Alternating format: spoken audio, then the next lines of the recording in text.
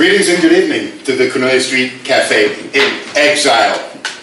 I hope it can be saved from the possibility of a 2020 presidential debate between Donald Trump and Joe Biden.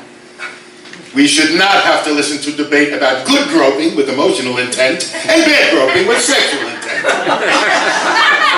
I don't want to have to hear Biden say, "At least I only grabbed them by the shoulders."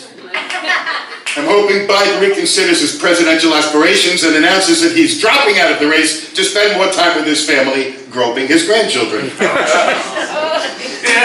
We've learned from the testimony of Michael Cohen, the former Trump lawyer, Trump never wanted or expected to become the president. He was so sure he wouldn't win, he didn't even worry about having operated a criminal organization for the last 30 years. Now, the President of the United States is the most examined man in the world. How could he be so stupid as to walk into that job with his background? Now, for Trump, it was name recognition. Running was just a career-boosting plan. Being a candidate would improve his marketability. He wouldn't have to run a phony real estate school. He could run a phony political candidate school.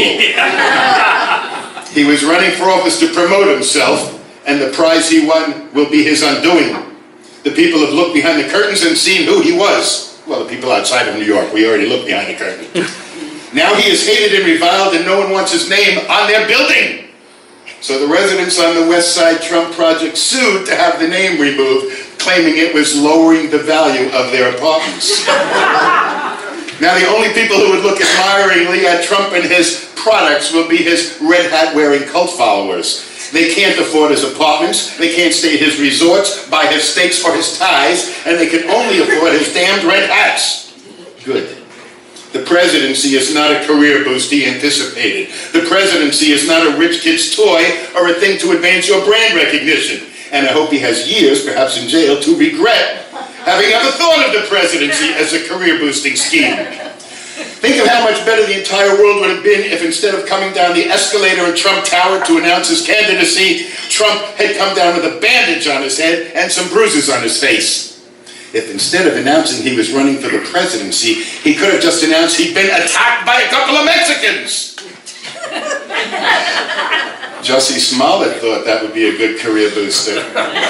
So you see, Trump could have saved us, as well as himself, a whole lot of trouble if instead of running for the presidency to boost his career, he would have just hired a couple of guys to kick the shit out of him. Thank you.